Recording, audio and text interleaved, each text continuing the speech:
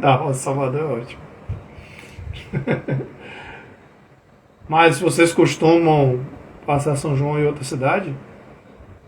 Ou só fica nas festas daqui mesmo? Ou não gosta de festa?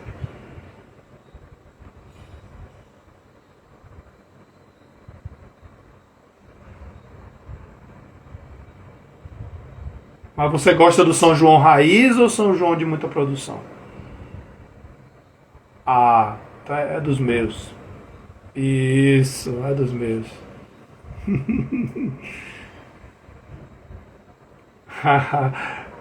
Eu sou de Santo Antônio de Jesus, não sei se vocês conhecem. Santo Antônio de Jesus, eu na minha infância, adolescência, graças a Deus, eu vivi, curti, abusei, no bom sentido, claro, nunca me extrapolei, fiz besteira, do bom daquele São João.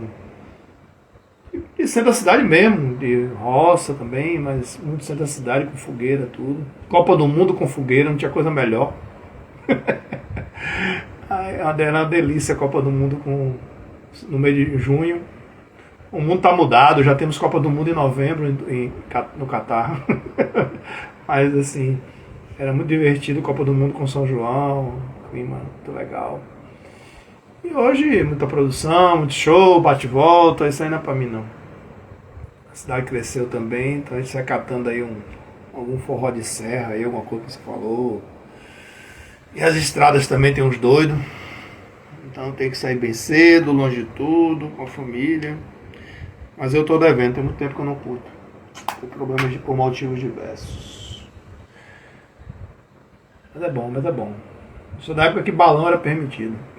Mas não quer dizer que eu concorde com o balão, né? O balão quando sobe e desce dá muitos problemas. Ainda mais que você faz segurança do trabalho. Mas como nossa colega falou aí anteriormente, ontem, eu também, apesar de respeitar a cultura, a tradição, a forma como esse pessoal usa a espada sobrecarrega aqui o HGE, que é excelência na parte de queimados. É complicado, muito complicado. Mas vamos em frente. Dando sequência aqui de ontem,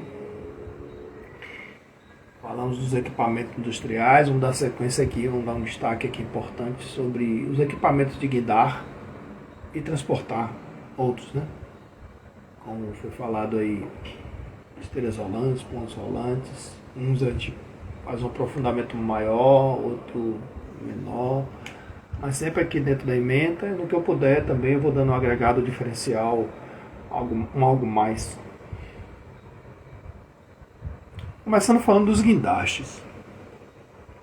E aí a gente fala, por que construção civil? Porque é a maior indústria que tem. É uma indústria pesada também, envolve portos, aeroportos, barragens, tem seu lado pesado também.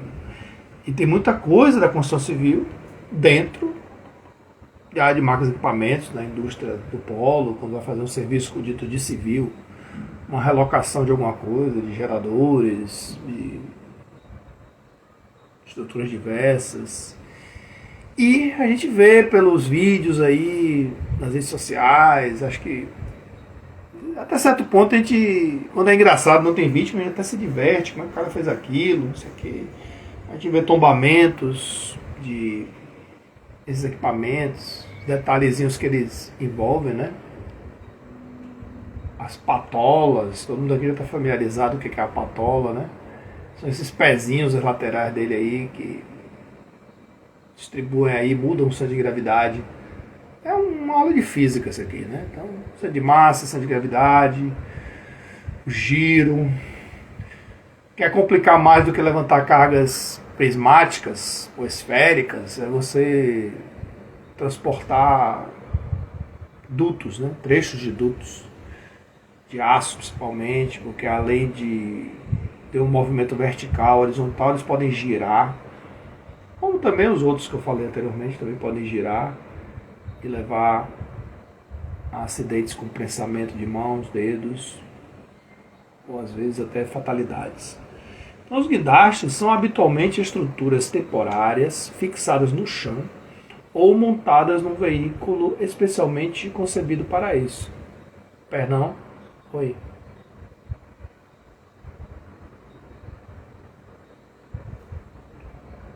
Sério? Ixi, eu falando aqui de... Peraí, deixa eu corrigir isso aqui. Eu falando aqui de guindaste e eu fiz uma barbeiragem. Peraí. Peraí. Obrigado por... Foi barbeiragem minha aqui. Eu não fui habilitado aqui ainda para esse trecho. Mas, voltando aqui. Obrigado, Thais. Como dizem os antigos, eu fiz de propósito para ver se alguém estava atento.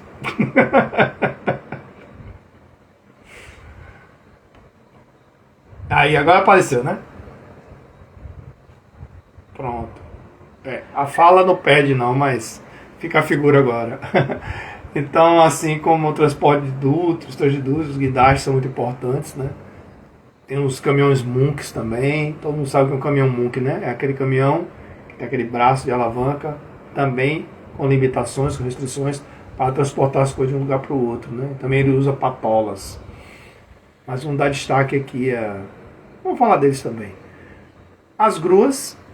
A grua faz parte do grupo de equipamentos indispensáveis para uma obra estruturada. Além da capacidade de transportar grandes quantidades de carga com segurança e velocidade, as gruas se destacam pelo emprego de peças pré-montadas de grande porte, que facilitam a sua montagem e desmontagem, ocupando um menor espaço no canteiro de obras. Aí, esse aí que estou dando exemplo, é só um exemplo de guindaste. Viu? É meio que um guindaste misturado com um caminhão Munk. É uma mistura dos dois. Mas daqui a pouco a gente vai mostrar outros exemplos. A grua, ela não tem, na verdade, um veículo, né, sob ela. Ela é uma estrutura montada.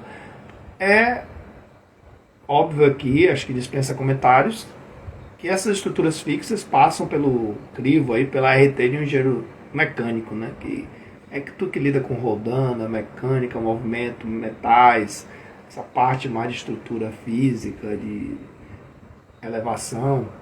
Como os próprios ascensores, né, nossos conhecidos elevadores, eles passam pelo crivo do engenheiro mecânico. Se envolver a parte civil, ele tiver conhecimento, ele faz. Se não, ele pode trabalhar em conjunto aí com o engenheiro civil. Aí eu sempre gosto de brincar dizendo assim, guindaste e grua é como se fosse ponte e viaduto, né? Estruturalmente falando, a forma de fazer, viga caixão, os apoios, pilares, são muito parecidos, mas as funcionalidades são diferentes, né? Ponte geralmente ela tem uma estrutura de cortar acidentes geográficos, tipo lago, rio, mar. E o viaduto é como se fosse uma ponte dentro da cidade, né? Então ela vai de um ponto ao outro, passa por cima de outra via. Mas para fazer estruturalmente, a gente desconhece diferenças. Mas, claro, cada um tem suas peculiaridades. Aí eu faço essa brincadeira com guindaste e com grua. Deixa eu abrir aqui, porque para abrir o link eu tenho que abrir sem modo apresentação. Aqui são um estudo de caso, traz para refletir, 2020, a CAMPAT, Campanha Nacional de Prevenção de Acidente de Trabalho. Aí foi o pessoal do MTE, que explanou isso aí na Escola Nacional de Inspeção do Trabalho. Isso aí é uma coisa... São as campanhas educativas, né? Quem hoje for no site centralizado, digamos assim, do brasil.gov.br, tem vários materiais educativos e direcionamentos para outros links. Da área de segurança, tem cursos gratuitos, tem cadastro de coisa. Eu mesmo há pouco tempo, para quem é da área de petróleo e gás, um tempo atrás aí eu estava envolvido numa empresa e participei da atualização junto ao NR37. E lá você também encontra caminhos de auxílio, de orientação, faz pontes diretas aí com a norma, que é a norma que cuida da parte de petróleo e gás, mas principalmente petróleo, que cabe a plataformas. Aqui são as curiosidades, é meio que uma revisão e uma atualização do que a gente está fazendo aqui agora. E aí a gente vai chegar no cerne da questão. As máquinas e equipamentos devem atender ao disposto do NR12, aí claro, já viu, né? Envolve sistemas de segurança, dispositivos de segurança, sinalizações, manuais, capacitações. Devem ser elaborados procedimentos de segurança para o trabalho com máquinas, equipamentos e ferramentas não contemplados na NR12. Então, o que é procedimento de segurança? Que não for contemplado na NR12, que for especificidades daquela empresa, daquele estabelecimento, que não é, que é uma rotina. A gente já falou sobre isso. Quando é uma coisa rotineira, que é do dia a dia, está sempre fazendo, enquadra-se no procedimento. Se forem coisas eventuais, específicas ou eventuais, cabe uma PR, análise preliminar de risco. Em alguns casos, vocês já devem ter estudado sobre isso, eu vou adiantar que vocês estão. Tem outra ferramenta também, uma técnica chamada HAZOP, que é o Hazard Operability, que no conceito americano, risco e perigo se confundem na hora da tradução. Então, tem um risk, tem um hazard, que é o perigo. Então, aqui é bem claro no Brasil, né? Perigo, a fonte, risco, o evento, probabilidade. Mas depende do lá fora, na língua estrangeira, no inglês. E são ferramentas que vocês já devem ter estudado, não são exclusivas da área de segurança, elas servem para outras áreas também. No caso do HAZOP é mais específico de fluidos. Então, nas obras com altura igual ou superior a 10 metros, é obrigatória a instalação de máquina, equipamento de transporte vertical motorizado de materiais. Por quê? Para proteger a fisiologia humana, né? A questão do ser humano e tal. A gente não está falando aqui de trabalhar a altura, está falando da questão de evitar fadiga, desgaste, os membros superiores, inferiores, a coluna. Também por causa, claro, da sobrecarga que você vai levantar, mais conhecido como peso. Aí são os trechinhos mostrando aí o que é o guincho de uma coluna, gruas de pequeno porte, elevadores de cremalheira. Passando aqui também falar um pouquinho sobre serra circular, que a gente já comentou lá anteriormente. Deve ser projetada por um profissional legalmente habilitado, ser dotada de estrutura metálica estável, ter o disco afiado e travado. Ele devendo ser substituído quando apresentar defeito, possuir dispositivo que impeça o aprisionamento do disco e o retrocesso da madeira. Daqui a pouco a gente volta aqui para guindar e guindaste. Dispositivo que possibilite a regulagem da altura do disco, ter um coletor de serragem, ser dotado de dispositivo empurrador e guia de alinhamento quando necessário, ter uma coifa ou dispositivo que impeça a projeção do disco de corte. Aí mostrando ilustrativamente o que é a coifa, o que é a mesa esquadrejadeira, coletor de pó. A operação com máquina autopropelida, observar algumas medidas, né, como estabilidade do equipamento preparado para manutenção, a questão do abastecimento, as técnicas, equipamentos envolvidos, a questão da operação, a presença de um trabalhador capacitado no auxílio, estar atento aos retrovisores e alarme sonoro, também isso aí, todas essas máquinas aí tem que apitar, pi, pi, pi. A máquina autopropelida é aquela que se desloca em meio terrestre com um sistema de produção própria.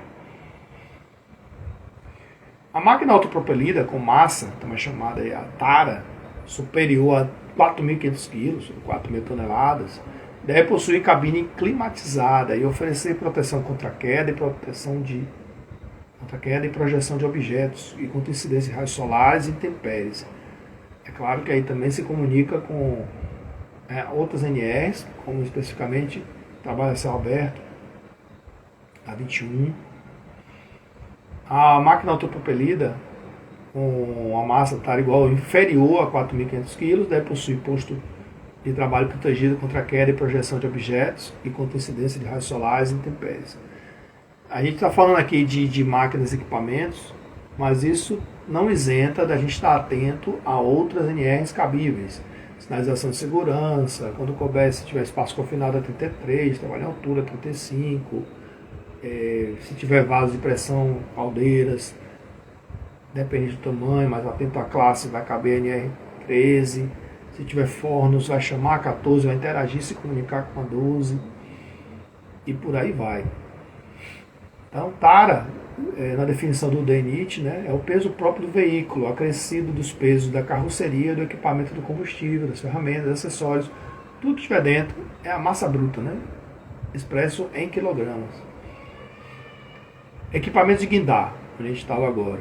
É um equipamento utilizado no transporte vertical de materiais. Aí outro exemplo de equipamento de guindar. Aí a gente fala guindaste, guindalto, mas o guindar é como podemos dizer assim, é o verbo, o termo técnico de dizer o que, é que eu vou elevar, transportar. Então eu chamo de guindar. Aí alguns exemplos.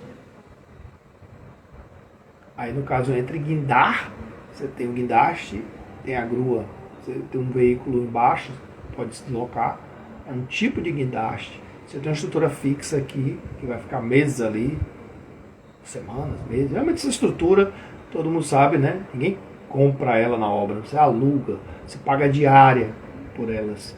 Então a empresa que ele vai fornecer, você tem que ter um planejamento redondo para não impactar no seu orçamento. Ao longo do seu cronograma físico-financeiro, não falo você, engenheiro de segurança, mas o pessoal da obra, do serviço, da indústria, tem uma programação redondinha, né? Se eu não me engano aqui, em valores atualizados, a última empresa que eu trabalhei aqui na UFBA, se eu não me engano, a diária de um caminhão Munk era por volta de 600 a 800 reais. Aí, claro que cabe negociação, né? Você pode fazer um pacote, quanto é que faz o choro, né? Quanto é que custa 5 dias aí, vai ser 3 mil? Aí, não, eu faço com você por 2.500. Agora, se você desistir, interromper no meio do caminho, você paga o mesmo 2.500. Assume o risco, eu estou dando desconto. Então essa negociação varia muito. Não tenho aqui de cabeça agora, não sei de cabeça os preços, mas cada equipamento desse aí eles são cobrados por diárias. Porque não compensa para alguém, vou fazer um hospital, vou construir ali, vou usar 1 ano, 3 anos de serviço. E não compensa para ele comprar para vender depois. Então ele aluga. E aí faz o pacotão dele lá, tem a garantia da manutenção, do seguro, está tudo embutido. E como é que se calcula aí, não sei se em algum momento do curso, da graduação de vocês ou da pós, acho que pós não, mas graduação a gente fala disso. Economia, né? Como é que você compõe um valor de uma diária? Ele faz um cálculo que é levar em consideração a depreciação do equipamento, a vida útil dele, quanto é que ele está perdendo ali naquela diária com você. Então ele compra lá igual compra um carro, né? Você compra um carro por um valor X e vai revender ele 1 ano depois, 2 anos depois. Tem uma depreciação, né? Que é a linguagem que a economia e a contabilidade falam, né? Os equipamentos de guindar. Os equipamentos de guindar devem ser utilizados de acordo com as recomendações do fabricante e com o plano de carga e contemplado no PGR, Plano de Gerenciamento de Riscos. E aí é um exemplo de um layout, mostrando aí onde é que vai ficar, né? O plano de carga é onde você vai estar colocando tudo que você vai transportar, armazenar, os silos, onde vai ficar o gerador, toda a estrutura do layout da obra, ou do site, ou do pátio da empresa, da fábrica. Então deve ser elaborada uma análise de risco para a movimentação de cargas. Isso aí não é procedimento. Tem um procedimento que é a base de tudo, mas você vai fazer análise de risco, porque cada situação vai ser uma situação. Você vai transportar um gerador, você vai transportar dutos, você vai transportar alguma coisa que chegou, um equipamento. É interessante, recomendável que você faça uma análise de risco específica para aquilo. Não é que você faça várias, porque cada caso vai ter suas peculiaridades, vai ter uma equipe de profissionais diferentes envolvidas, que vão ter pontos de vista diferentes, é um brainstorming que você faz ali, é uma tempestade de ideias, né? Literalmente. Você discute tudo para poder ver qual é a melhor forma do serviço ser realizado. E eu costumo brincar, dos filhotinhos surge a APT, que é um filhotinho da PR. Você tem que ter uma PR primeiro para ter a PT. Mas não tem a PR, vai ter um procedimento rotineiro. Vai emiter uma PT ou uma PTT, que é a permissão de trabalho temporária por 5 dias, que é de onde não passa aquele serviço. Algumas empresas trabalham com PTTs, para não ficar fazendo uma PT por dia. A análise poderá ser descrita em procedimento operacional.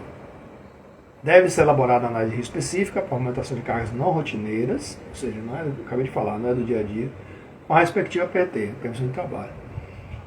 Quando no mesmo local houver 2 ou mais equipamentos de guindar com risco de interferência entre seus movimentos, deve ter um sistema automatizado de anticolisão instalado nos equipamentos ou sinaleiro capacitado. Daqui a pouco a gente vai mostrar como é que funcionam esses sinais. E é meio que Libras, parece Libras. E autorizado para coordenar os movimentos desses equipamentos. Devem ser realizadas e registradas inspeções diárias das condições de segurança no equipamento pelo seu operador, com lista de verificação emitida e sob a responsabilidade do fabricante, locador ou proprietário do equipamento. Nos dispositivos auxiliares de movimentação de carga, pelo sinaleiro, amarrador da carga, mediante lista de verificação. Nas plataformas de carga e descarga, para o trabalhador capacitado e autorizado, pelo seu empregador, mediante lista de verificação. Aí os dispositivos auxiliares de içamento devem ter rastreabilidade, razão social do fabricante, capacidade de carga, número de série, certificado ou dispor de projeto elaborado por PLH, que é um profissional habilitado, inspeção pelo sinaleiro, amarrador de cargas antes de entrar em uso.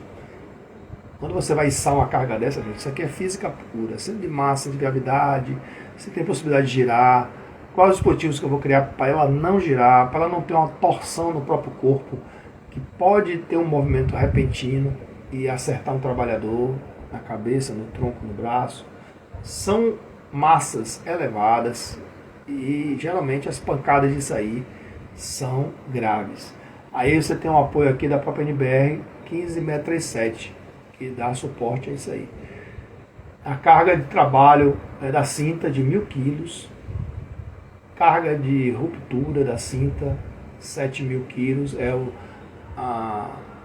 coeficiente de segurança, o limite de carga. Isso aí também a gente vai comentar daqui a pouco aqui no material que eu trouxe. A gente vai falar sobre isso de uma forma bem abrangente. No olho, como é que... Você tem um especialista da área ali que está no dia a dia, mas o engenheiro de segurança também, o próprio técnico, ele também pode ter um olhar crítico. Se aquele cabo está desgastado, se está muito enferrujado, se o gancho ali está para ter uma ruptura, um colapso, né? Que na engenharia a gente chama isso de estado limite, né? De fadiga, ou estado limite útil, né? Último. Você tem a vida útil dele e tem o estado de fadiga. Cara, ele é novinho, mas é surrado, usa muito. Ou é mal conservado, não tem manutenção, guarda errado. Aqui um exemplo de inspeção de cintas com defeitos, né? Olha o estado dela aí. Isso aí não precisa ser um especialista para dizer que o nosso está feio. Você vai arriscar pegar essa cinta aí para amarrar alguma coisa? Hein, Thay? Hein, Rafael? César, alguém arrisca aí, carregar um material, bater no olho vendo essa cinta desse jeito? Bater o olho, está reprovada. Então, os tipos de inspeção que você faz em campo, semanais, quinzenais, diárias, está rodando a área, você bate o olho e diz, opa, tira isso daí. Uma grua ascensional, que possui um sistema de telescopagem, que eles chamam ali, por meio de elementos metálicos verticais, né? Só pode ser, esse negócio de falar de telescópico, é um mecanismo que você orienta o funcionamento do movimento dela. Então, esse telescópico aqui não tem muito a ver com astronomia, não. É uma expressão que se usa muito do tipo de movimento que é feito, a mecânica dele. Então, ele pode ser utilizado quando dispuser de um sistema de fixação, ou quadro guia, que garanta seu paralelismo, ou seja, o alinhamento, de modo a evitar a desacoplagem da torre dos elementos metálicos durante o processo da telescopagem, que é esse processo aí de deslizamento e deslocamento vertical. Aí quando fala assim, tem uma base telescópica, não é para ver os planetas não, nem as estrelas, é uma forma do eixo, né, um tipo de eixo. Ele deve ser elaborado um laudo estrutural e operacional quanto à integridade estrutural e eletromecânica da grua. Quem é que faz esse laudo aí? Geralmente os engenheiros mecânicos, né? Um engenheiro de segurança com formação mecânica, um engenheiro mecânico que tenha expertise comprovada. Aí não é um quadrado que entra o civil, nem o químico, nem o sanitarista, nem o ambiental. A não ser que ele tenha uma especialização, um curso de preparação, expertise comprovada para ser habilitado naquilo. Eu sempre gosto de dizer assim que o fato de você ter uma formação acadêmica não impede que depois você faça uma pós, uma especialização, você possa ter autoridade no assunto para falar sobre aquilo. Eu conheço N casos de pessoas profissionais que têm uma formação, especializaram em outras, fizeram mestrado e têm domínio sobre aquilo. Então isso é muito relativo. Então, quanto à integridade estrutural, eletromecânica, o profissional habilitado nas seguintes situações. Quando não dispuser do fabricante, não possuir fabricante ou importador estabelecido, aí vai caber o laudo, porque vai ter que fazer uma análise. Conforme a periodicidade estabelecida pelo fabricante, ou no máximo por 20 anos de uso. Para equipamentos com mais de 20 anos de uso, o laudo deve ser feito a cada 2 anos. Quando ocorrer algum evento que comprometa a sua integridade estrutural e eletromecânica, a critério do profissional habilitado. Instalações sanitárias, aí chamando a NR24, né, que fala muito dessa questão. Cabe ao empregador prover instalação sanitária, contendo vaso sanitário, lavatório, na distância máxima de 50 metros do posto de trabalho do operador do equipamento. Gente, isso aí é uma coisa que parece banal, mas é óbvia, né? Seja na área de máquinas e equipamentos, quando a gente fala de prevenção, é sempre pensando também no conforto, segurança e higiene do trabalhador. Tem que ter instalações sanitárias, se for provisório, banheiro químico, ou melhor ainda se for fixa, ou numa área aberta. Pensar nas condições de colocar à disposição o recurso, mas dar manutenção também, porque eu vou falar, assim, eu já vi muitas coisas na minha vida e eu considero assim, essa é uma coisa íntima do ser humano, não é nem do trabalhador mais, é do íntimo. O momento de sua alimentação, refeitório, o momento de suas necessidades fisiológicas, é um momento muito particular e de respeito do trabalhador. Então ninguém aqui, pô, tô ali dando sol, dando trabalhando, eu vou usar uma condição lá que, tipo, carnaval, né? Aí, se bem que carnaval evoluiu muito a questão da manutenção, a rapidez com que dá a manutenção. Mas às vezes tem eles largam lá uns banheiros químicos lá que Deus é mais, né? Além de o banheiro químico hoje servir para outras coisas, além das necessidades fisiológicas, né? A questão social é grave. Mas as questões de... E outra coisa, já fugindo aqui um pouquinho do assunto, a importância dos DDS, dos DSMS com os trabalhadores, não aqui que é área de fábrica, construção civil, que são áreas mais restritas, mas quando vocês forem trabalhar no meio de comunidade ou centros urbanos, caprichem no DDS, no DSMS da vida, para trabalhar e sensibilizar os trabalhadores, independente do grau de instrução. Pode ser do cara ali pré-escolar até o pós-graduado. Respeita a comunidade. Quando eu falo comunidade, é qualquer classe. Porque às vezes você bota o banheiro químico e já passei por empresas que o pessoal tinha várias queixas, moradores, ligavam para os reduções da empresa e diziam, rapaz, tem um banheiro químico ali e o cara tá fazendo xixi aqui no poste. Ou tipo assim, ele estabelecer essas distâncias para o cara não chegar lá e a pessoa que está na varanda tá vendo tudo, né? Tá vendo inclusive a exposição das partes íntimas, né, do operador. Não precisa nem dizer que quem faz isso é homem, né? Porque geralmente é o pessoal, não é novinho não, já é o pessoal mais velho mesmo. Então assim, parece besteira, mas a gente tem que trabalhar na educação. Aí nós somos agentes de transformação desse pessoal também, de conscientizar com respeito às diferenças. Então, blá blá blá blá blá blá, legislação, medidas de mictório, tudo, distanciamento, tudo lá na NR18, a gente pode chamar ela também para o apoio, NR24 também, essa questão do concurso também. E aí ele vem aqui na impossibilidade, o empregador deve disponibilizar no mínimo 4 intervalos para cada turno, com duração que permita ao operador sair e retornar à cabine.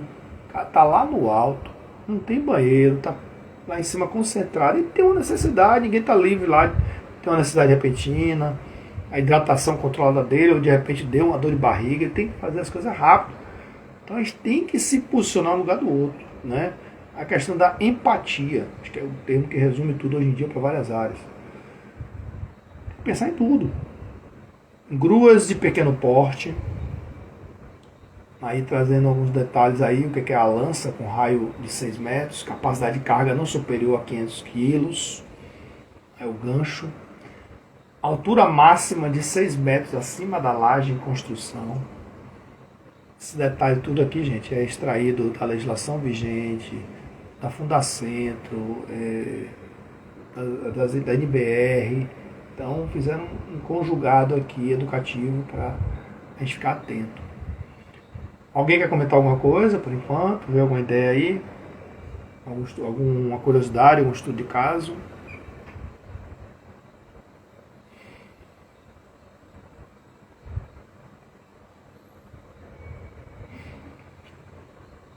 Tá dando para entender? Tá muito maçante, tá entediado.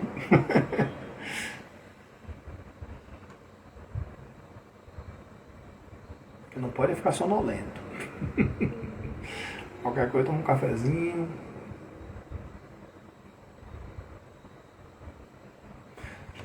Beleza. Porque quando não tem dúvida, ninguém para, tá entendendo tudo, tá de boa.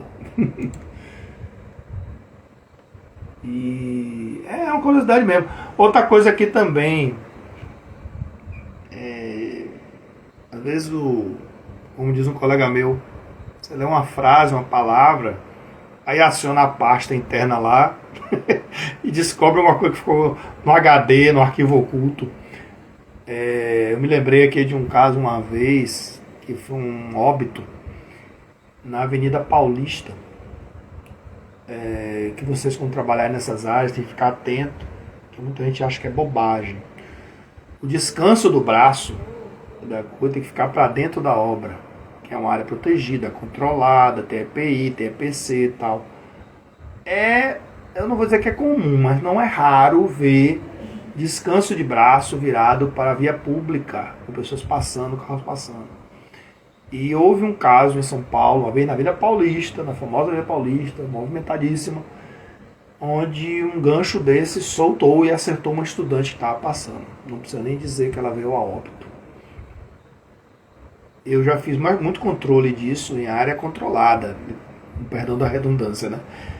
Na área de circulação de pessoas, para cima e para baixo, o gancho lá estava desativado, eu procurei o responsável do equipamento e orientei a ele girar o braço para um lugar seguro. Aí ele, mas não cai não, tá preso, tá fixo. Como eu era o coordenador de SSMA na época, educada e firmemente eu disse: recue o braço para dentro, porque é uma questão de segurança, a gente não tem nenhuma garantia que possam ter falhas.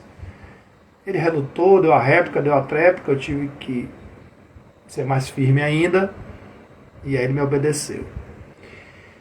Às vezes tem um conglomerado de empresas lá, que está fazendo outro serviço, mas como eu era o coordenador geral de segurança da área, ele tinha que acatar.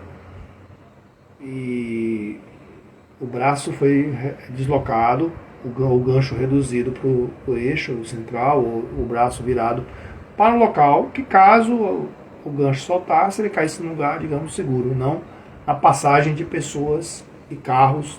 Tipo assim, é porque dentro de um site grande como a de Celulose, Baia Pup, Baia Cel, você tem várias, como se fossem ruas lá dentro, onde circulam carros normais, caminhões, tudo, e pessoas, funcionários, terceirizados, quarteirizados, todo mundo. Então, medida simples, mas que tem que obedecer. Então aí elas têm um conjunto guarda-corpo, que é utilizado para dar segurança ao responsável pela manutenção do motor. Aí tem um conjunto tirante maior, que é esse eixo aqui que está apontado, né? Esse braço, esse cabeamento. Esse jogo de movimentos que vai pelas manivelas ali, os manches, né? Que ele movimenta. É tudo coordenado, um vai para frente, um vai para trás. Aí tem que ter um treinamento, uma capacitação para isso. Tem a formação de operador de guindaste.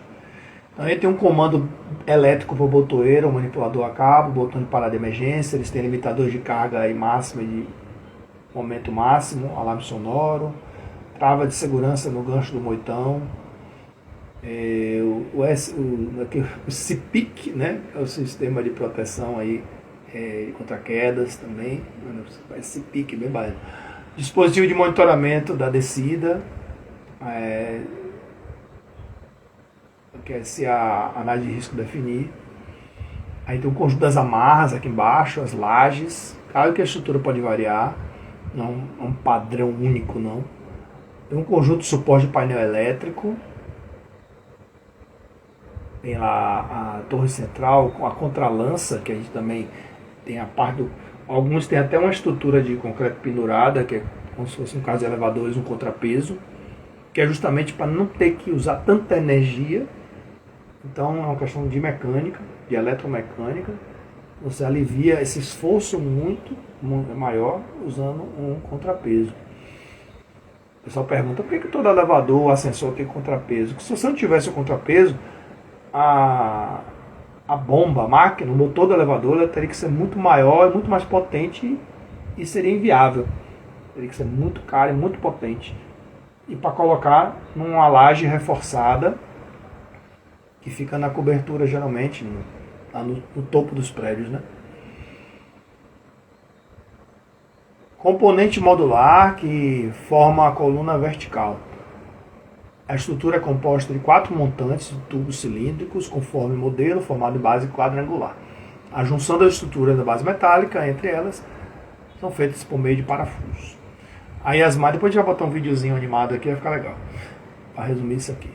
As máquinas, equipamentos, ferramentas, o guincho da coluna, aí vai ser letrado os detalhes, mas tem uma capacidade não superior a 500 kg, análise de risco de procedimento, projeto de instalação, tambor nivelado. Isso aqui tudo, gente, é passível de auditoria fiscal, né? Um AFT, que bater lá na obra ou na fábrica, ele vai cobrar checklists de auditoria de muitas dessas coisas, para ver o enquadramento na NR28.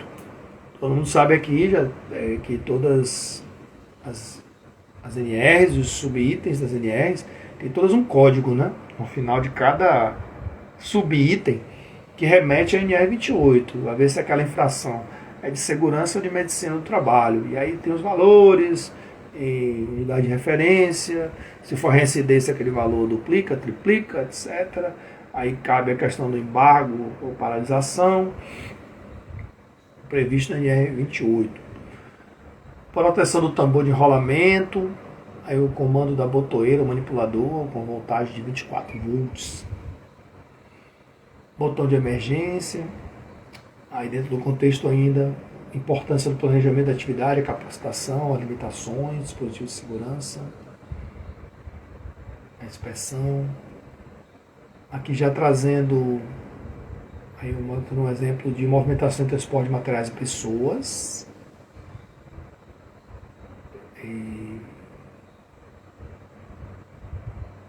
Pergunta básica aqui da NR18. Elevadores de carga podem transportar pessoas?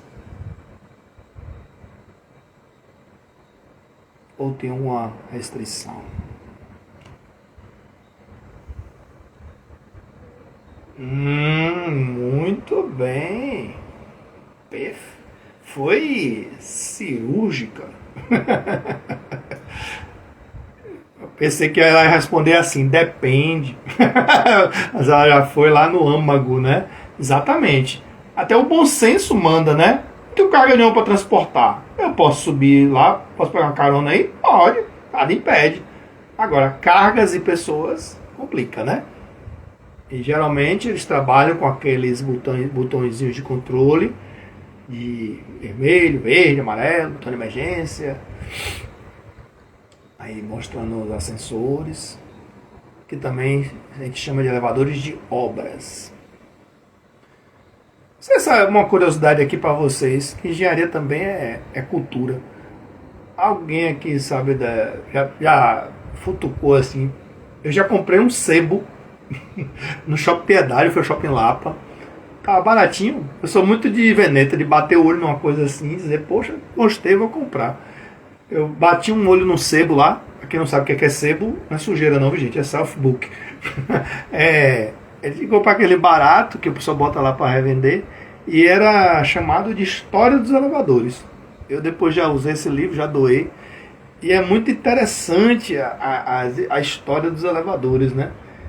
E lá atrás, na época do Jardim Suspenso da Babilônia, ou antes até, os reis usavam escravos e eles, para elevar de um nível para outro, puxavam lá cabos, né? Vários, para elevar as excelências, né? Para subir. Isso aí depois evoluiu para animais tracionarem, depois evoluiu vírgula, né?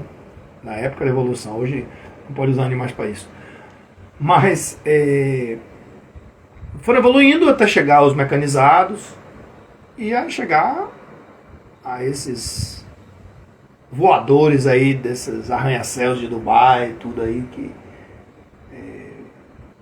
deslocam em segundos, rapidez incrível, né? E esse conceito de elevador de obras, ele tem uma passagem no livro que é muito interessante. Não sei se vocês já se pegaram para refletir. Que esse conceito que pode-se dizer que já foi erradicado, mas ainda tem resistências, de a pessoa chamar de elevador social e de serviço. E isso aí tem um cunho segregacionista, digamos assim, né? E, na verdade, o que queria chamar de social, quando criaram esses termos, e de serviço, era uma forma de discriminação e, por que não dizer, até de racismo, né? Muito nos anos 80 para trás, 90 para trás. Hoje é mais difícil acontecer isso, mas ainda acontece. Mas eram desculpas de dizer assim, ó, o de serviço vai aquelas pessoas que não são as benquistas, digamos assim, que a gente quer. Não aquelas que estão trazendo caminhão de mudança, nem coisa. É aquelas pessoas que eu queria segregar mesmo. Não falo apenas de diversidade étnica, racial, mas inclusive de religiosa também, né? De pessoal naquele condomínio. E nesse livro ele tem uma passagem autorizada lá que ele fala de um episódio que aconteceu com a atriz Zezé Mota nos anos 80, que ela foi para uma festa de uma colega lá na Ipanema, zona sul do Rio. E na época, viu, gente? Início dos anos 80. Quando ela chegou lá, toda arrumada para ir para a festa, ela foi entrando no elevador social e isso foi relatado por ela também. E o porteiro lá, o recepcionista, disse assim: o seu elevador é o de lá. Aí ela: como assim o elevador é o de lá? O seu elevador é o de serviço. Imagine o choque na época, né? E isso foi relatado pela atriz, tudo, e ela desistiu da festa, ela foi embora arrasada, aquilo ali mexeu com a cabeça dela. Então, aí, por exemplo, como tratar isso aí? Vou chamar de elevador 1, elevador 2. Ou então bota nada, bota só o elevador e o outro exclusivo para banhistas e serviços e tal, mas esse conceito de social e serviço não era de obra, era de serviço. Ele tinha um fundo muito segregacionista, né? Discriminação mesmo. Não sei se vocês sabiam dessa história.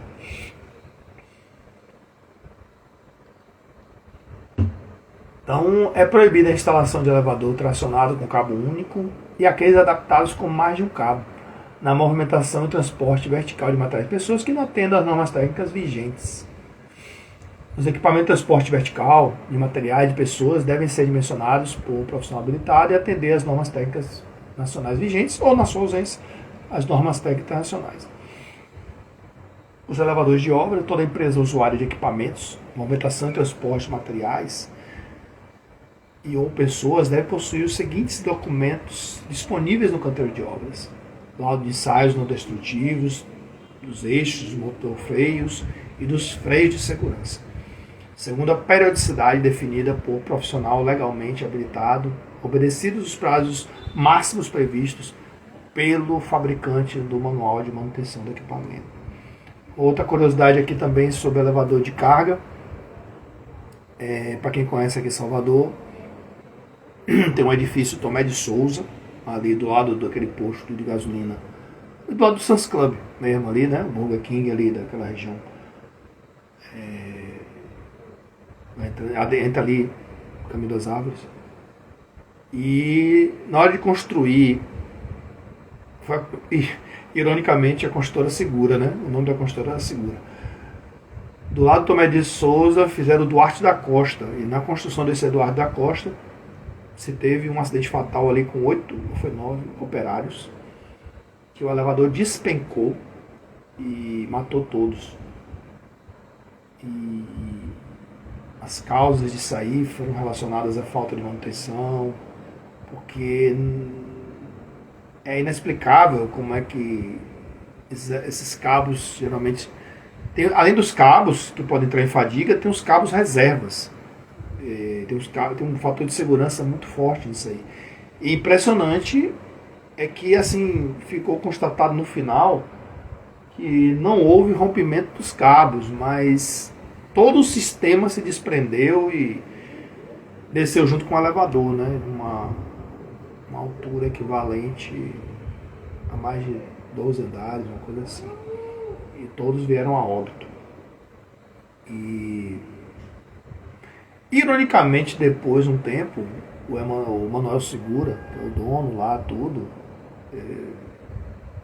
ele acabou vindo a óbito também numa obra onde ele teve outro lugar que ele estava, ele teve um infarto e caiu de altura.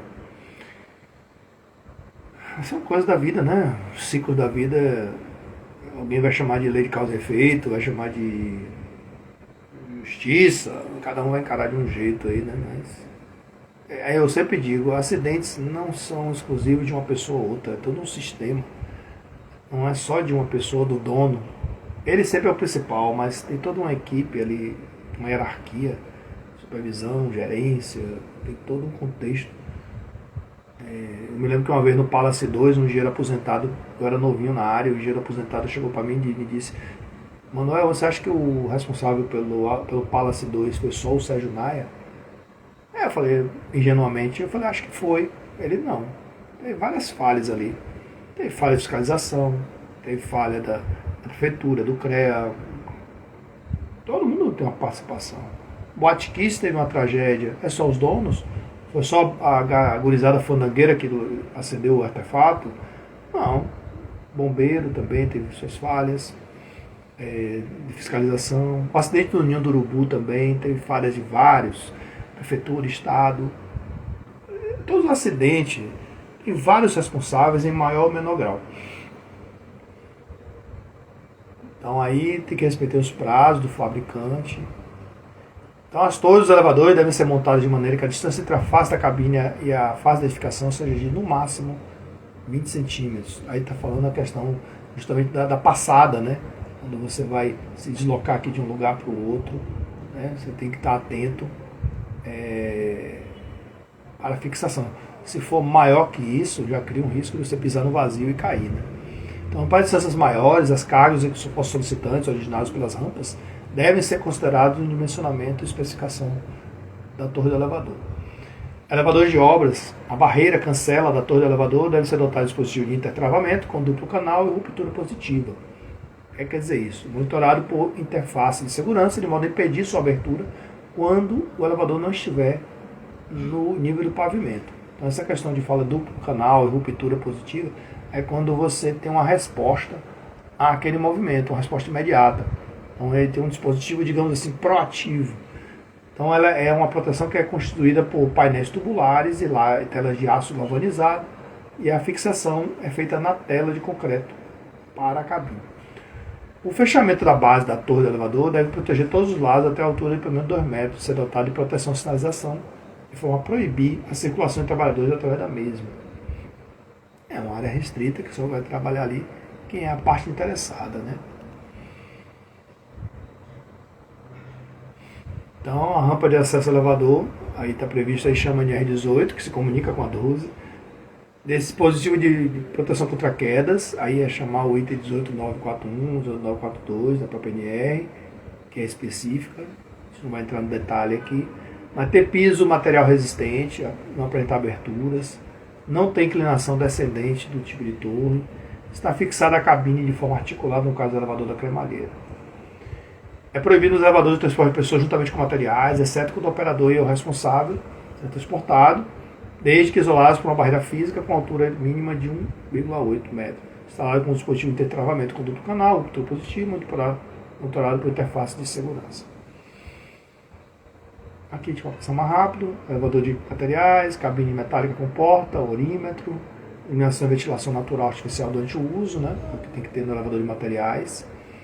Indicação do número de passageiros, ou equivalente em gramas, é aquela velha história. 420 quilos ou 6 pessoas. Gente, esse negócio de 420 quilos ou 6 pessoas é muito relativo. Isso é um parâmetro.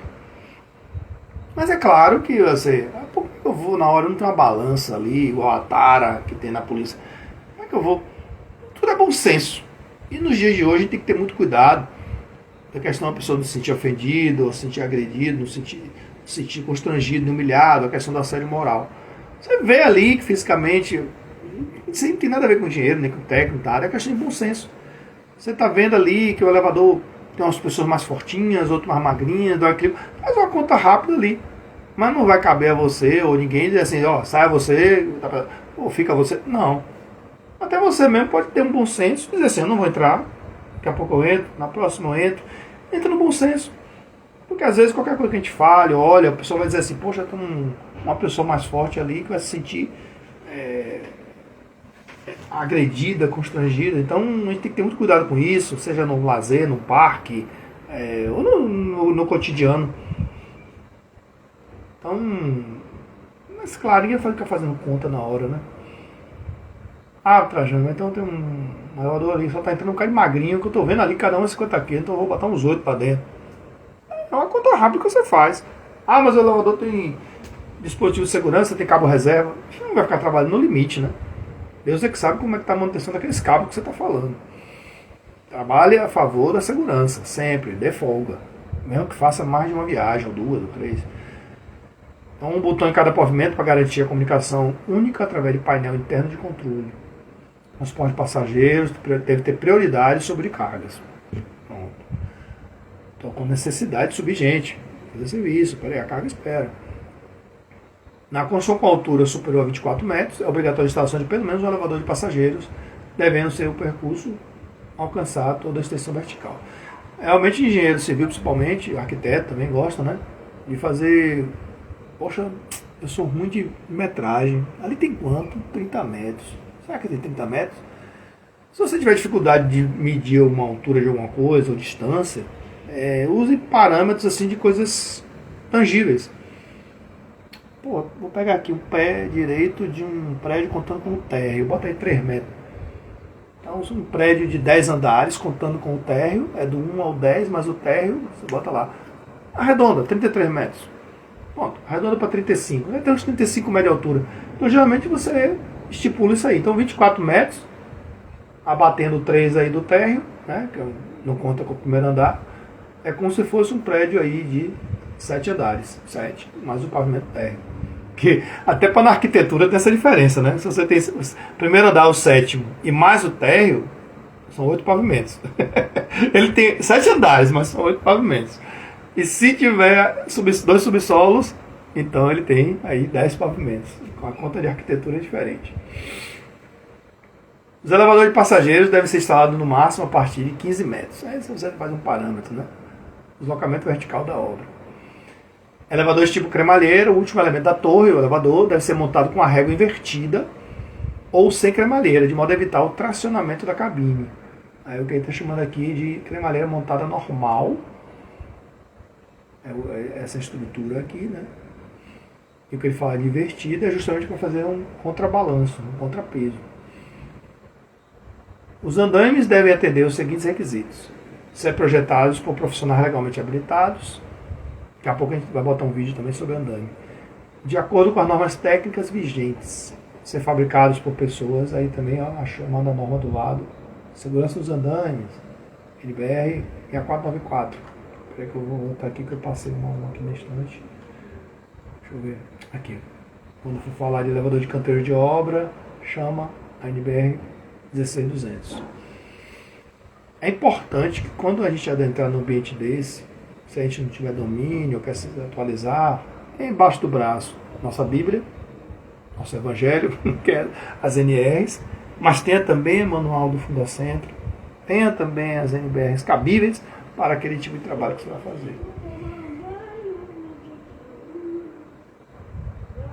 Tudo tranquilo aí, gente? Quer fazer uma pergunta? Eu sei que essa parte aqui tá meio maçante, mas daqui a pouco a gente vai dar uma quebrada aí com os vídeos, uma coisa diferente.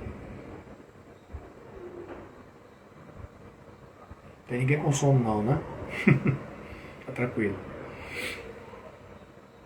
Então, ser fabricado por empresas regularmente inscritas no respectivo conselho de classe. Então essas empresas têm que ter CREA, tem que ter ART jurídico, né? Tem que ter ligado a parte direitinho, quem é o responsável, engenheiro mecânico.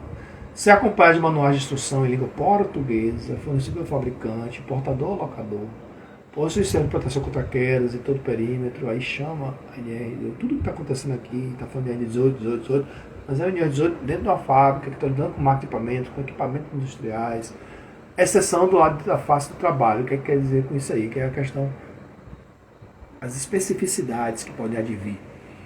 Possui sistema de acesso ao andaime aos postos de trabalho de maneira segura, quando superiores a 40 centímetros de altura.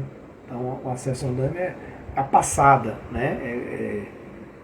Evitar o risco de tropeço para ficar no mesmo nível e não erguer demais o movimento do joelho. Então aí chama uma questão meio de articulação normal para a maioria das pessoas da idade e dos físicos, estrutura física. Em relação aos andaimes também, normas europeias, quando cabíveis também, essas daí, 12810, 2003, 12810, 2013, aí são algumas conjecturas e atualizações que anulam e substituem a 76.2. Esse joguete de leis, normas, citações, que foi anulado, substituída, o que importa para a gente no dia a dia é saber qual é que está valendo, a mais atual. Essa questão de citação jurídica, legal, é quando a gente vai elaborar um laudo, que quer atualizar e vai responder os quesitos de um juiz, caso caiba um perito, quando você vai substituir alguma coisa assim, você vai justificar que aquilo ali foi substituído e tal, então você tem que fazer uma linha do tempo, trazer porque ela não existe mais, por que você usou a carta internacional e não a nacional, porque você não entendeu que aquilo ali não cabia, não era aplicável à sua realidade. Então, quando a gente não vai seguir uma norma técnica, que tem força de lei, prefere usar uma internacional, que a gente entendeu que é mais rigorosa, então a gente tem que justificar isso tecnicamente. Isso no caso de for para essa esfera jurídica. Equipamentos para trabalhos temporários de obra, requisitos de comportamento, outros sobre materiais, outros sobre estilo de ensaio de carga, fazer os testes. Alguns tipos de andaimes, aí só simplesmente apoiado, móvel, fachadeiro, que é esses que você fixa ele na fachada, na parede, você prende ele, é como se fosse um chumbamento que você bota ali, parece um escoramento. Suspenso motorizado. Qual é a peculiaridade que tem que ter nesse tipo de andaime aqui, o primeiro, que é muito importante quando ele é simplesmente apoiado? O que é que tem aqui, que é uma observação que quando alguém for usar, eu tenho que estar atento sobre essas rodinhas aqui. A gente já falou sobre isso. Elas têm que ter o quê?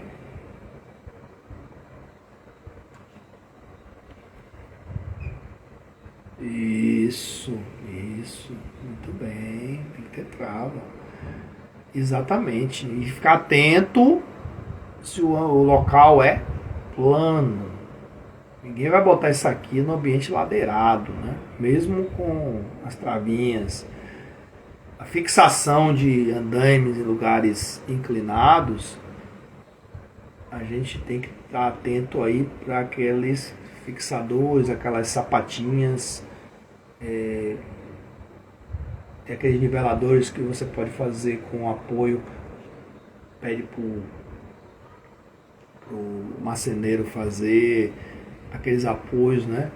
A gente vê muito, não sei quem já trabalhou aqui em carnaval, já teve a curiosidade de passar por ali no momento que não tem a muvuca, nem furdunço, nem pipoco,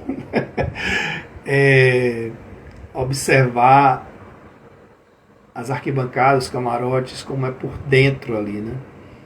E tem todo um projeto aprovado pela CEDU de estabilidade dos camarotes, o apoio das estruturas treliçadas, como é que elas ficam no chão, botar as chamadas sapatas, né, para nivelar, que ali embaixo geralmente é terra, é concreto, é pedra. tem que fazer o aterramento, saindo um pouquinho do andaime aqui. Então, tem lugares que tem um pouco de inclinação, tem que se colocar uns niveladores para ela não correr. Então, que está invisível aos olhos do folião ali, atrás das propagandas, né, da publicidade, das fachadas, são essas estruturas. Eu já tive a oportunidade de trabalhar como reda em alguns carnavais, e uma das atividades que a gente faz é a inspeção diária, porque de noite não dá para fazer nada, de noite é só emergência. Quem trabalha de noite é só quando tiver emergência. Diária você trabalha mais na prevenção, ou alguma coisa que desandou da noite, para fazer as correções. Mas de dia você verifica tudo isso. Aterramento, apoio das estruturas, a gestor de incêndio e tal.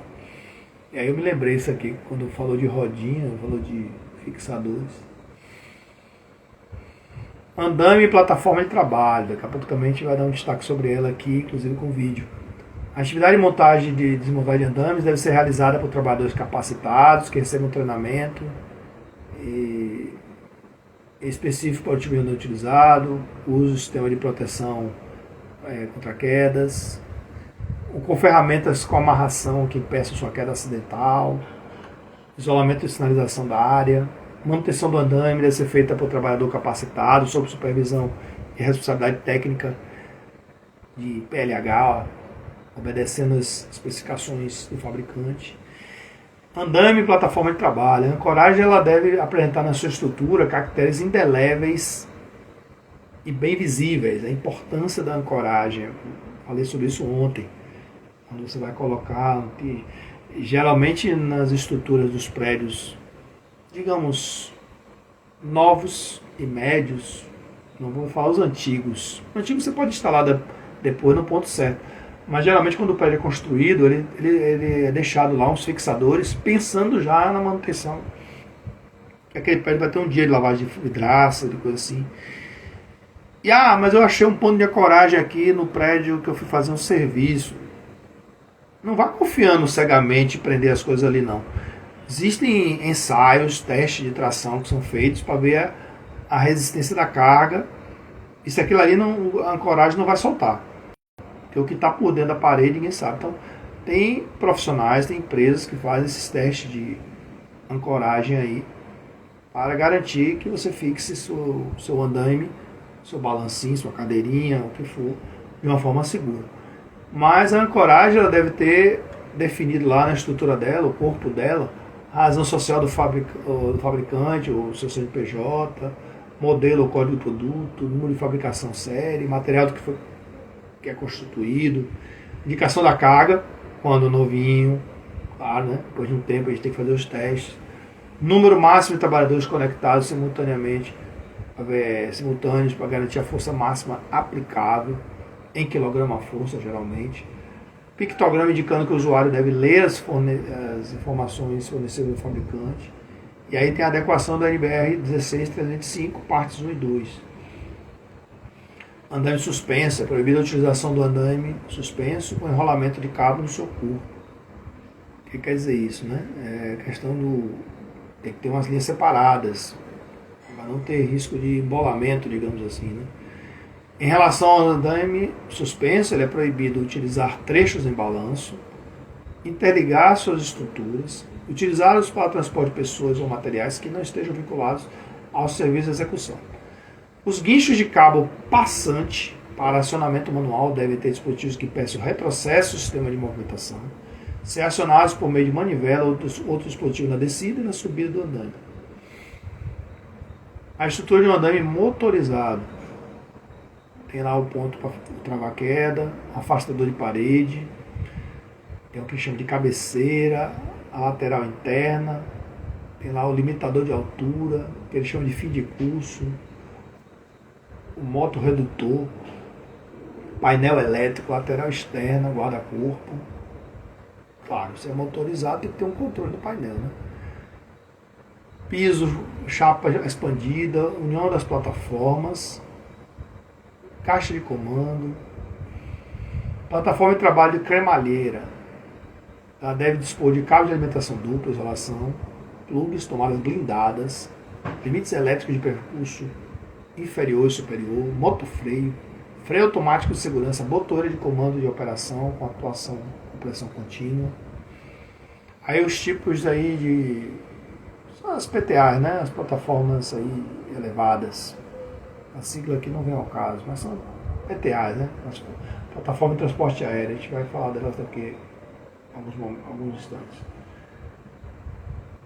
Aqui no caso aí o que eles chamam de telescópica. Telescópica é esse tipo de braço assim com esse recurso que ele avança e recua, né, dentro do próprio eixo. Aqui é uma forma de tesoura e tem a articulada. Qual é que eu vou usar? Qual é que minha empresa vai usar? Depende da necessidade, depende dos riscos que eu quero controlar, depende da autonomia, o alcance que eu quero ter. Depende. Aí cada projeto, cada arquitetura, pode-se dizer assim, porque falar em fábrica com arquitetura é um negócio meio complicado, né? Porque realmente é um ambiente de engenharia, raiz, grosseiro, né? Mas também pode falar assim, a origem da palavra arquitetura tem a ver com forma, né? Então, às vezes a forma ali é curva, para alcançar o ponto que eu quero, qual vai ser o melhor para mim, para aquela manutenção que eu quero fazer. Então, é um planejamento. A plataforma elevatória do móvel de trabalho, então é que ele chamou de PENT, plataforma elevatória móvel de trabalho, mas também é conhecida como a PTA. Então, os requisitos de segurança e as medidas de prevenção, bem como os meios para sua verificação, plataforma elevatória, móvel de trabalho, destinada ao posicionamento de pessoas, juntamente com as suas ferramentas e materiais, necessário ao local de trabalho, atender as normas técnicas nacionais vigentes. Então, as especificações do fabricante, aplicação, operação, manutenção, modo de uso e, claro, as inspeções periódicas. Então, a PENT deve ser dotada de dispositivos de segurança que garantam o seu perfeito nivelamento do ponto de trabalho, com a especificação do fabricante, tem uma alça de apoio interno, sistema de proteção contra quedas que atenda às especificações do fabricante, na falta dessas é o NR12, o botão de parada de emergência, dispositivo de emergência que possibilite baixar o trabalhador da plataforma até o solo em caso de pane elétrica, hidráulica ou mecânica, qualquer dispositivo que tenha botoeira de emergência, que tenha botoeira, digamos assim, antipânico, ela tem que prever o que fazer em caso de emergência de uma forma rápida. Então, isso aí vale também para os guindastes, vale para quem está lá em cima, quem está se comunicando por rádio. Geralmente é feito em áreas abertas, então dá tempo sim de ter uma evacuação segura, o comando para evacuar a área, que é aquela coisa do fogo e incêndio, né? Tem o fogo, o princípio de incêndio e o incêndio. A explosão é que é difícil ter controle para fugir, né? Digamos assim, fuga, mas incêndio geralmente dá tempo sim. Claro que com os treinamentos, para uma saída rápida daquela situação. O que não pode é você sair arrastando na plataforma com o trabalhador em cima, com risco até de tombamento. Então, um sistema sonoro automático, sinalização acionado durante a subida e a descida, proteção contra choque elétrico e o orímetro. Aqui falando um pouquinho sobre capacitação, carga horária, periodicidade e conteúdo programático. Básico em segurança do trabalho, geralmente 4 horas, e o periódico, carga horária, periodicidade, 4 horas a cada 2 anos. Operador de grua, é um curso de teoria e prática de 80 horas, sendo pelo menos 40 horas para a parte prática, no mínimo. Se quiser botar 50 de prática, não é. A critério do empregador, em relação à periodicidade. Operador de guindaste, 120 horas, sendo pelo menos 80 para a parte prática. A critério do empregador, a parte do treinamento periódico, ou seja, a reciclagem, digamos assim. Claro que as boas práticas falam em 2 anos, 3 anos, pode ser até 4. Mas isso depende muito do custo envolvido, da capacidade de mudar. Essa coisa quando deixa muito solta a critério do empregador, aí depende da seriedade da empresa, depende do quanto a empresa é comprometida com o sistema ISO, de certificação, depende da respeitabilidade que ela tem no mercado, que ela quer manter. ser exemplo, vai estar tudo evidenciado. Então, empresas sérias, grandes, elas fazem periodicidades mais curtas. Operador de equipamento de guindar, a critério de empregador, sendo pelo menos 50% para a parte prática. Aí também é critério de empregador ou a cada 2 anos. Realmente quando bota a barra, é o sinaleiro, amarrador de cargas, curso de 16 horas. A critério de empregador, periodicidade, a cada 2 anos.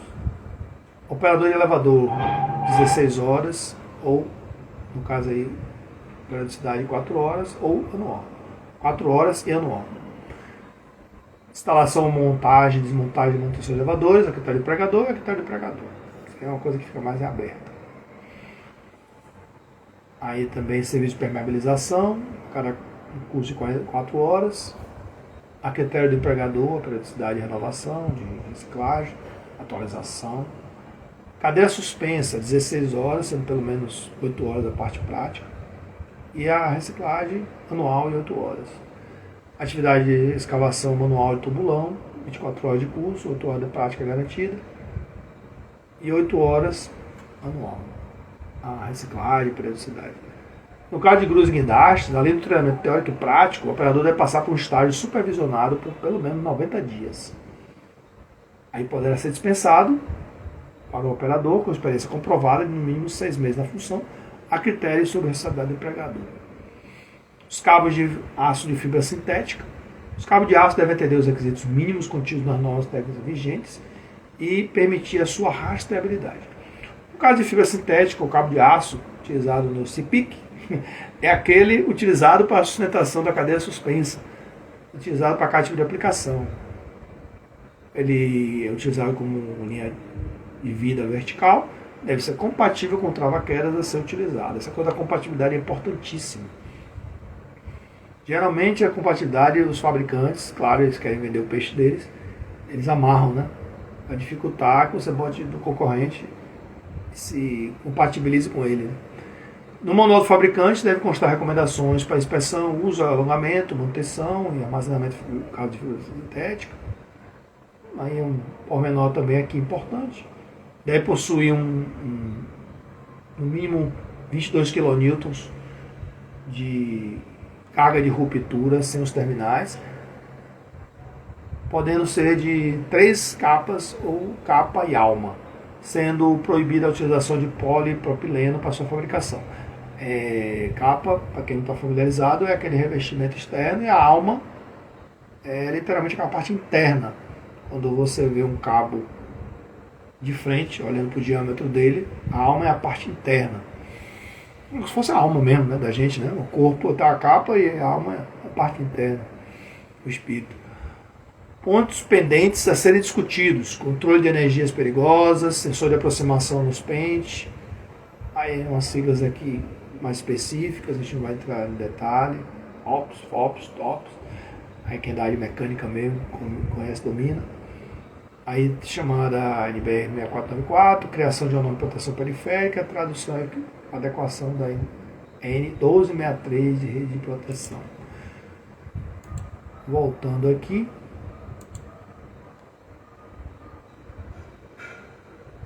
Antes de botar isso aqui, vou botar um videozinho, depois eu volto para esse trecho. Para dar uma quebrada aí no maçante.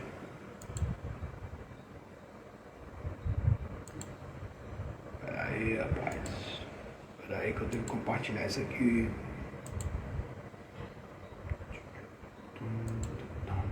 Parar. Atenção. Boa noite para quem chegou. Danilo, Hugo, a Hernanda.